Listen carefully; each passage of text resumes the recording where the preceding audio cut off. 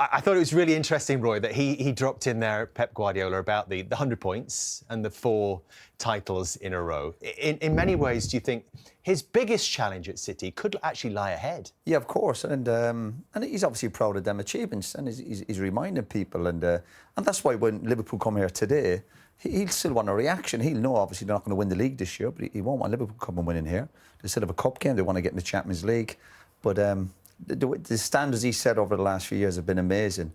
But there is a rebuilding job going on now. We see that. We see how far behind they are some of the other teams. But if anyone can do it, then it's Pep. His track record is fantastic. I think we've all been amazed how poor City have been this season. But there's still a lot to play for this season for Man City. And he'll be looking ahead. He signed a new deal. And I certainly wouldn't be writing Pep off over the next few years. He's allowed a bad season, though.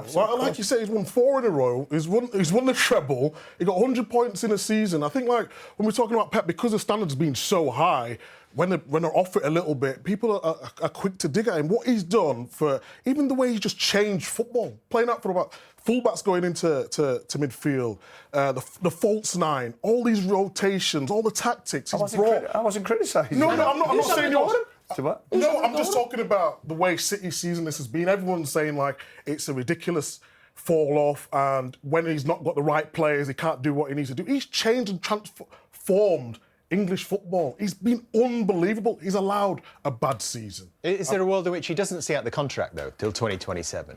We've seen it happen before, but I think he'll want to put it right. He'll definitely want to put it right. I think with Gonzalez assigning midfield, he looks sharp. Mamouche, the rebuild up front He'd looks be encouraged good. by that. Foden, Haaland, Savinho. They've got young players who can step up to the plate. We're still settling into the club. We don't underestimate the importance of players having maybe a year under their belt and just being better the second season.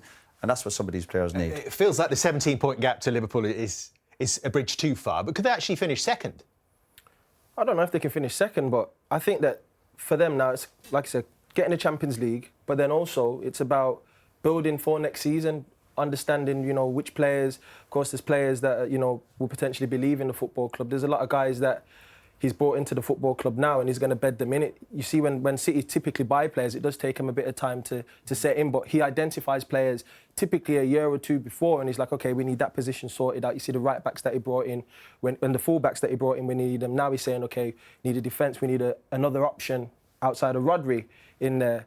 And I think Marmoush brings something different to them, similar to Kevin De Bruyne. But if Kevin De Bruyne moves on, they've obviously got somebody who can do that role as well. So they're setting themselves up for next season. Of course, they'll be active again.